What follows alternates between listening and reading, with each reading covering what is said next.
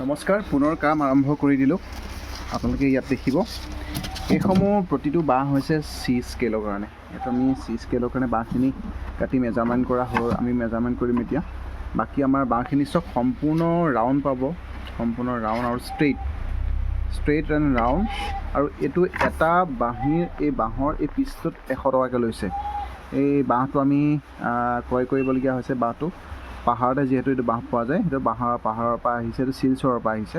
আৰু এই শিলচৰ এইটো এটা পিচৰ দাম। এইবোৰ সম্পূৰ্ণ এইটো ৰাউণ্ড আছে, সম্পূৰ্ণ ৰাউণ্ড পিচবোৰৰ এইবোৰ দামবোৰ 100 টকাকৈ এটা পিচৰ দাম।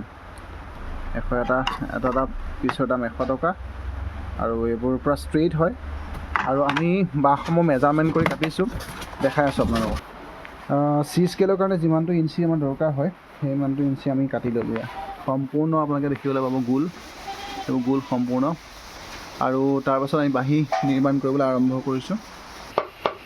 লোহা গৰম কৰি আমি প্ৰথম সম্পূৰ্ণকৈ আমি নুফুটাওঁ, সৰু সৰুকৈ ফুটাই লৈছোঁ। তাৰপাছত আমি টিউনিংখিনি কৰিব লাগিব। টিউনিংখিনি কৰিম।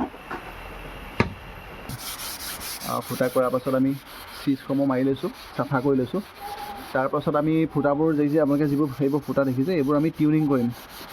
টিউনিংটো কৰা অলৰেডি আমি টিউনিং কৰিছোঁৱেই। তাৰপাছত সৰু ডাঙৰ কিছুমান আৰু আমাৰ ল' হাই থাকে, সেইখিনি আমাৰ কৰা হ'ব। আৰু এইটো এটা চি স্কেলৰ বাঁহীটো আপোনালোকে চাব পাৰে।